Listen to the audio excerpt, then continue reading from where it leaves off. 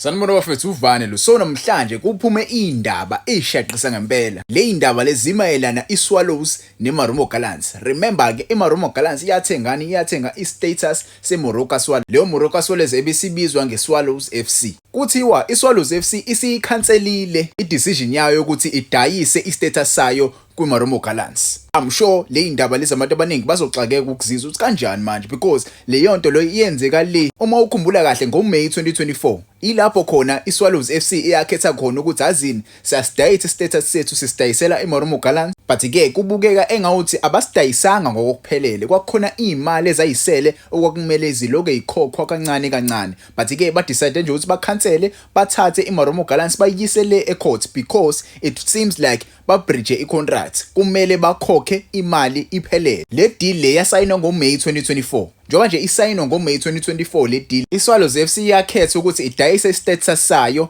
ngo40 million idayiselani na idayisela iMarumo Gallants. iMarumo Gallants yakhipha u20 million. Njoba nje yakhipha u20 million yakhipha omunye u20 million yathi omunye u20 million isazobuye ukhokhe kodwa ke ibani nibamba lo 20 million lo. U20 million imali eningi kakhulu njoba bebedayisa nje ngo40 million bathi okay now 20 million sinawo kwamanje but ke another 20 million sisabuye sinibona. Abanye abazi bebekhokha ngama installment.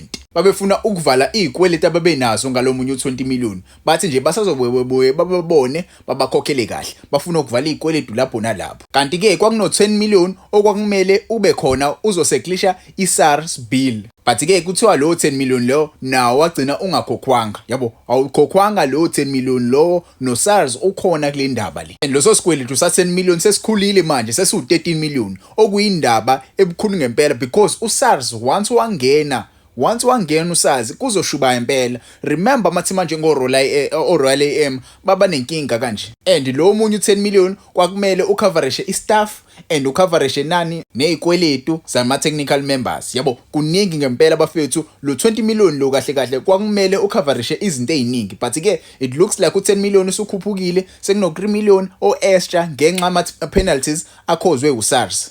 Cause phela imali ayikhokhwa manje. Njoba imali ingakhokhwa nje iloku ikhuphuka kancane. Manje iSwallows isihambise ama-lawyers aya kwiMarumo Gallants kuthiwa babanikeza isikhathi esingango 15 days ukuthi bakhiphe imali engango 15 million ukuthi bayikhokhe. Le mali le izokwazi icoverage yonke lento le because uma bengakwenzi lokho kuzoyiwa enkantolo ngempela kumele kuyo dealwa with le case le. Yabo it's middle the season. It is in the middle of the season and kwenzeka izinto ezikanje. Izinto ezikanje ngempela bafethu izinto okumele zilungiswe kahle. Istatus seteam sidayiswe nje siphele. Cause izinto ezikanje izona ezenza ileague ibukeleke phansi. Yabo ukudayiswa nje kwestatus kugodwa akuyenzi ukuthi ileague ibe right. Yabo mina I'm not a big fan of ama team amaningi adayisa ama status. But ke it looks like izinto bafethu isazoshuba impela. iMarumo Gallants esasana kudlala nje kwifinal eCalling knockout ebisenza kahle but ke so far izinto ayizibahambeli kahle. Joy bangahambeli nje kahle nazi indaba iphuma kuthiwa iMoroka Swallows iyayifuna iclub ifuna kahle imali.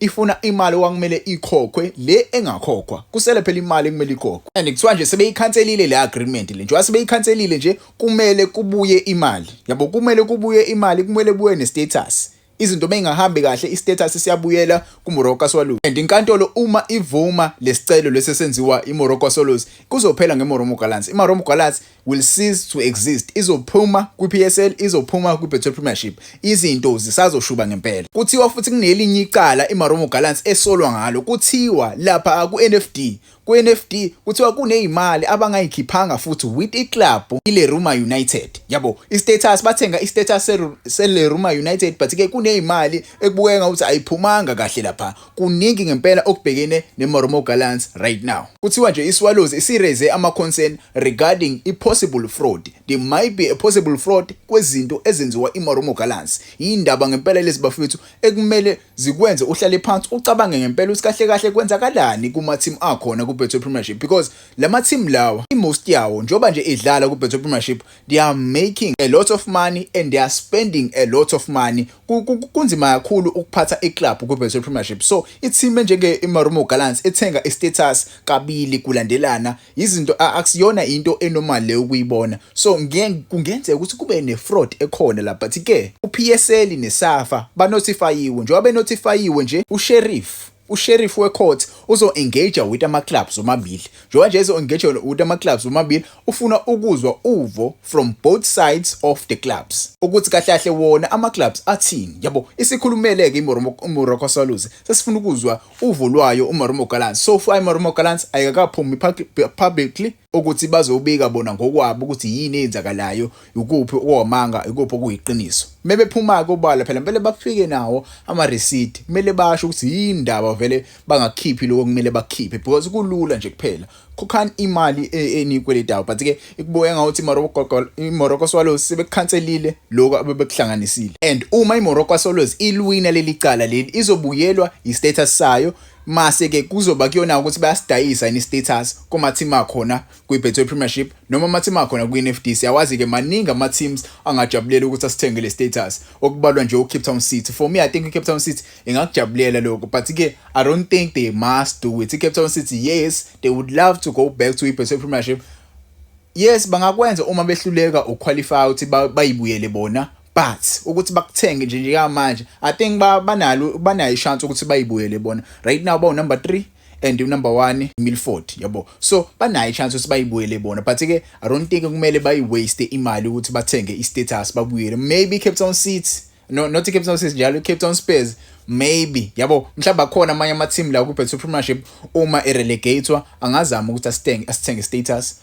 I don't know, maybe i-resurrection of SuperSport United, I don't know. Ungangitshela wona ngokwakho le indaba ithini kwena. Mina ngokwami azingenzi zibe happy le indaba lezi, because le indaba lezi bafethu zidicelela phansi isithunzi se-PSL. I-PSL is one of the best leagues akhona le Africa, but-ke mekuzoba khona ama-team enza kanjena i-agreement ekanje bafethu kumele ngabe ihlaliswa phansi, kungaze nje kuphunywe kuyele kwi-public. Yabo, right now le indaba lezi zikhishwa uMazola Nyamayo usebenzela i-SABC. Le case le izoba ne-impact enkulu kuma-club akhona kwi-Betway Premiership, because uma iqhubeka, ingabe yini iMarumo Gallants izowadlala yini ama-games ayo?